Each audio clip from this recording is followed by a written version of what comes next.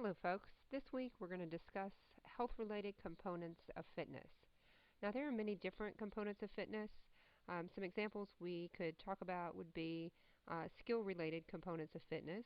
Examples would be power or agility, and usually those are important when you're training for a particular sport. But what we're going to focus in on this week are the 5 health related components of fitness. So the health-related components of fitness, these are the ones that help us withstand any sort of physical challenges and most importantly help protect us from disease.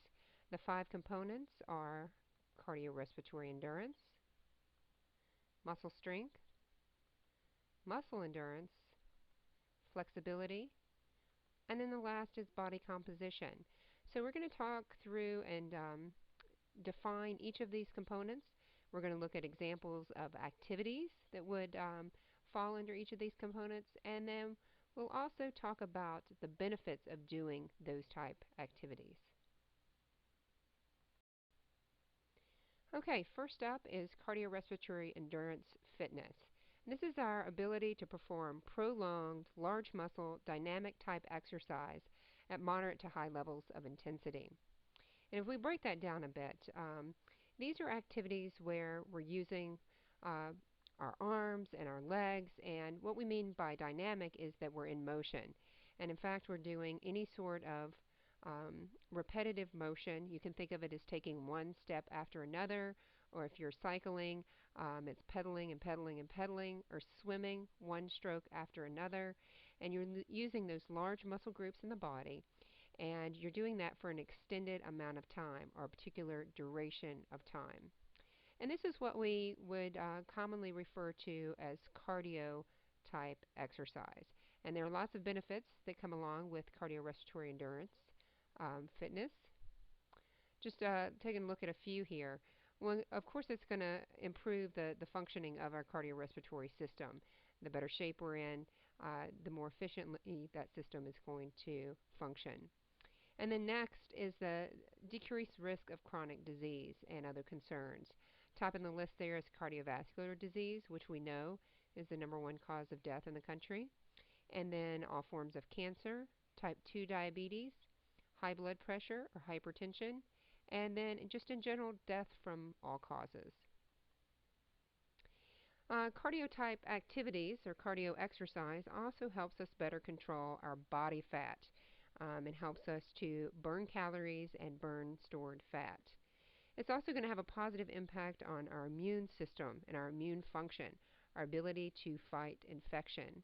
And then the last benefit there, improved psychological and emotional well-being. And this is really a great benefit to cardio type exercise and how it can have a great impact on our mood.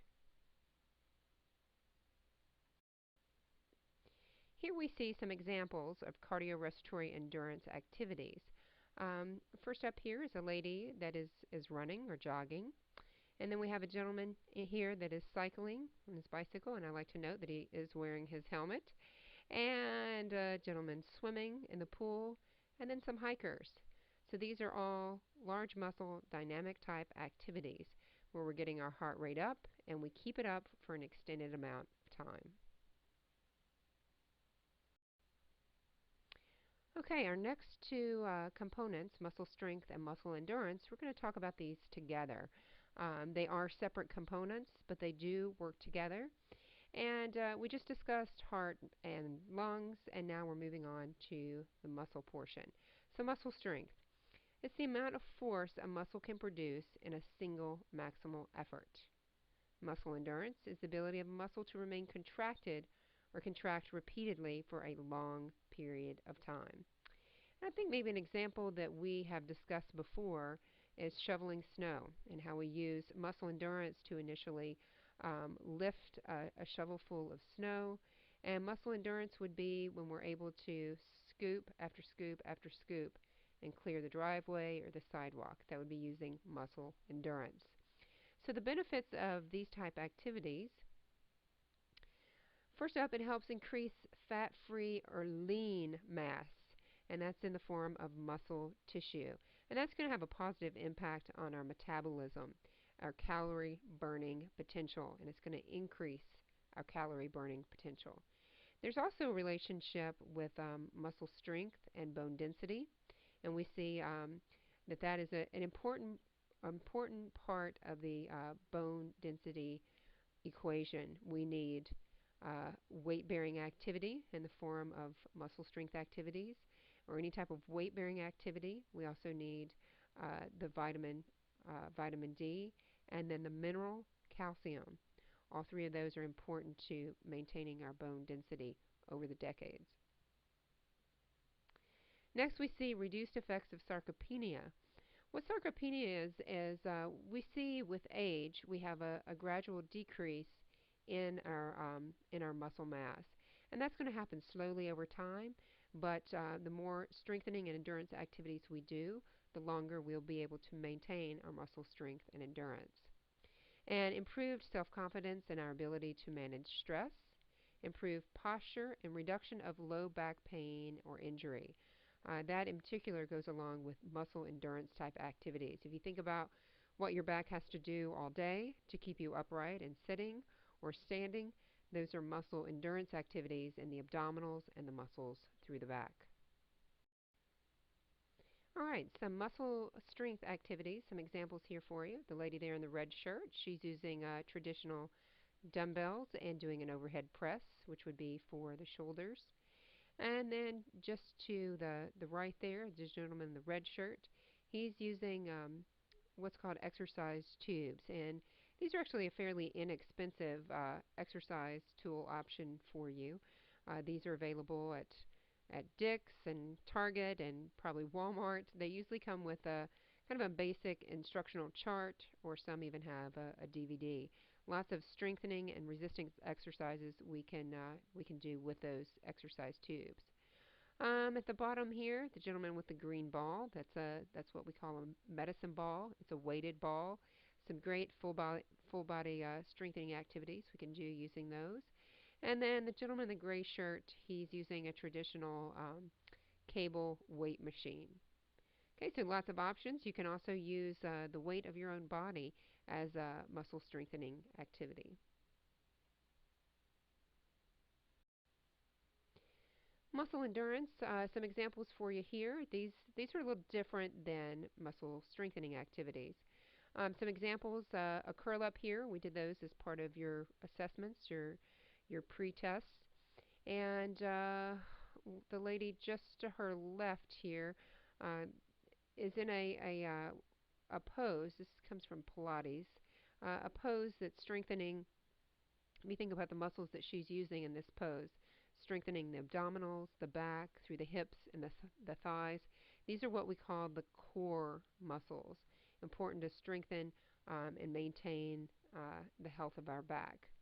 The lady with the inflated exercise ball here, she's doing a plank position here and holding that, and you see how that would be a muscle endurance activity. Again, working the core muscles of the body. And then the gentleman is he's completing just a traditional push-up. And just a side note for you guys, when I'm putting these slideshows together, it's always a challenge to find photos of folks exercising that have shirts on. It's actually quite ridiculous. Oftentimes the men are shirtless and the ladies are in exercise or sports bras, and I find that odd. But anyway, just a side note. Okay, moving on to flexibility. This is our ability to move our joints through their full range of motion and to be able to do that comfortably. We know that flexibility is important in everyday activities, keeping ourselves comfortable and being able to move in the way that we need to just do all those everyday activities. Benefits of having a high level of flexibility include improving the joint health, improving the health of our joints. And we see this as critical as we move through the decades of our lives. And I really see I see this already a concern for students even in their early 20s. If they haven't been focusing on their flexibility, they already have stiff and even painful joints. And over time that can lead to disease process in the joints. So it's important to maintain our range of motion to maintain the health of our joints. Of course, being more flexible is going to give you that pain-free motion, and it's also going to lower our risk of back injuries. If you think about how the back is designed, it's one joint stacked upon another. We know that muscle endurance is important and also flexibility. And later in the semester, we're gonna have an entire module really that's dedicated to back health. Okay, next, some more benefits here. Promotion of good posture, decrease risk of joint injuries in general when we're doing activities, reduced stiffness and soreness, and lastly, it's a great relaxation technique. If you combine your flexibility, maybe with some relaxing music and the right atmosphere, and stretching can be a great way to work through that muscle tension and tightness, which we know is the number one symptom of stress. Okay, some examples of flexibility or stretching type exercises. The lady here in the white shirt and the black pants, she's performing a pose from yoga. This is called downward facing dog, which is a great stretch for the hamstrings along the back of your legs. And then the lady at the top here in the orange shirt, or orange shorts, she's she's performing a traditional stretch for the calf here, for the calf muscles. This is a great stretch when you're doing any sort of walking or running or lower body type exercises. And the gentleman at the bottom here that's very happily stretching his inner thighs. Okay, so great options for flexibility. Your book is actually a great resource. If you check out the stretches at the end of Chapter 5, some great options for you there. We'll explore those more a little bit later in the course. Okay, our last component is body composition. Body composition is the proportion of fat and fat-free mass in the body. If we look at the fat, we have two categories of fat. There's the essential fat, the fat that our body requires for normal functioning, and then there's also the stored fat.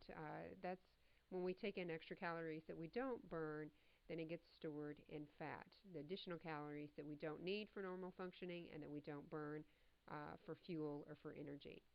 The fat-free mass, that's going to consist of our muscles, our bones, organs, and water.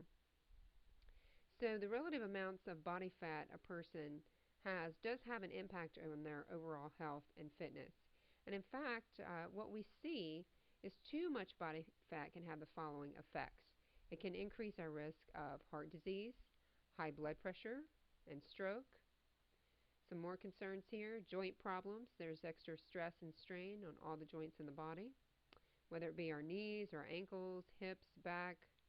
And then also is going to increase our risk of cancer from all forms. And then back pain and even back injury. And we know that the best way for us to lose fat is through exercise and activity, and of course eating a sensible diet.